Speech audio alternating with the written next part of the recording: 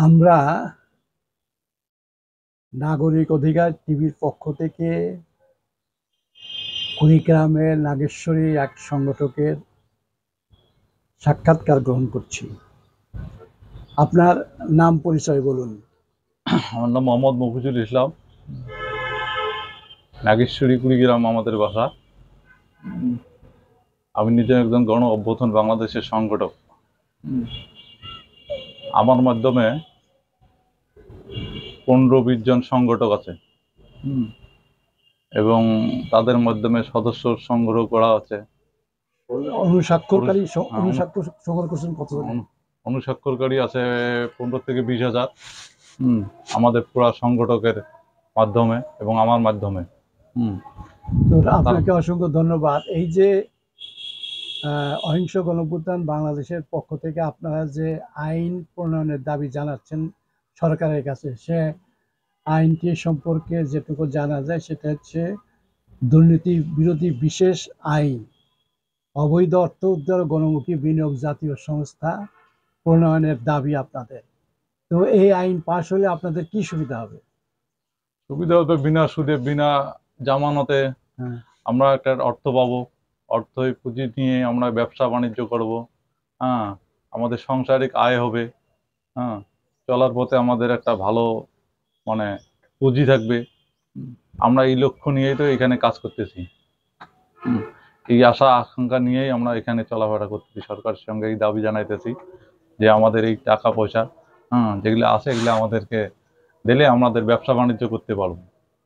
হ্যাঁ, আপনাদের মূল কথা হলো যে টাকাগুলো ভ্যাট ট্যাক্সের মাধ্যমে বিগত 53 বছর ধরে আদায় করা হয়েছে আপনাদের কাছ থেকে, সেই টাকা মুষ্টিমেয় মানুষ, সুবিধাভোগীরা তারা লুটপাট করে আপনাদের টাকা তারা নিজেরা দেশের মধ্যে পঞ্জীভূত করছে, বিদেশে পাচার করেছে।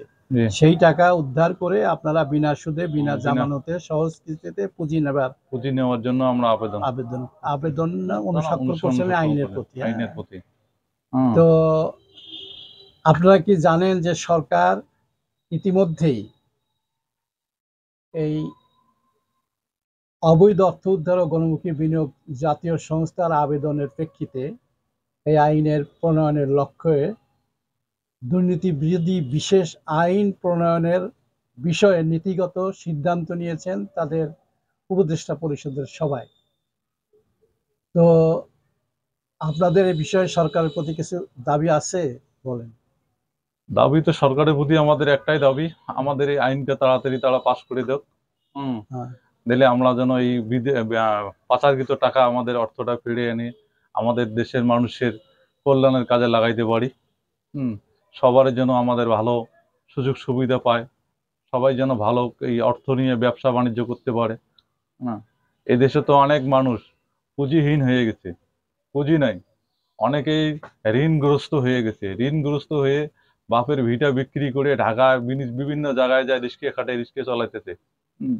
এখন এই সমস্ত লোককে যদি কিছু টাকা দেওয়া যায়, তারা ব্যবসা বাণিজ্য করে খাইতে পারবে, দেখা গেল তারা সুবিধা করতে পারবে। এদেশে এমনও কিছু লোক আছে যারা বাপের ভিটা বিক্রি করে আপনার মানে ঋণগ্রস্ত হয়ে দেশ গ্রাম ছাড়িয়ে শহরে যা পড়ে আছে, অথচ গ্রামে ভাই মারা যায়, বাপ মারা যায়, মা মারা যায়, তারা মাটি দিতেও আসতে পারে না। কেন? তারা ঋণগ্রস্ত, এত ঋণগ্রস্ত হয়েছে যে ঋণের কারণে তারা যে আসবে বাপকে মাটি দিতে, ভাইকে মাটি দিবে, এমনকি মাকে মাটি দিতে, তারাও এটাও আসতে পারে না। তাহলে আমরা চাচ্ছি যে এই টাকাটা যদি হয় ওই সমস্ত লোককে যদি দেওয়া যায়, তাহলে আমার মনে হয় যে ওই সমস্ত লোক দেশে ফিরে আসতে পারবে, গ্রামে ফিরে আসতে পারবে। ওই মা ভাই বোনকে তারা মাটি দেওয়ার একটা সুবিধা পাবে। আমরা এই লক্ষ্য নিয়ে কিন্তু এখানে কাজ করতেছি, এই লক্ষ্য নিয়ে এখানে আগাইতেছি। আর সরকার যদি এই কাজটা আমাদের একটু তাড়াতাড়ি করে দেয়, তাহলে আমরা সরকারদেরকে ধন্যবাদ জানাবো, সাধুবাদ জানাবো সরকারদেরকে, যেন সরকার আমাদের এই সুযোগ সুবিধা দিচ্ছে।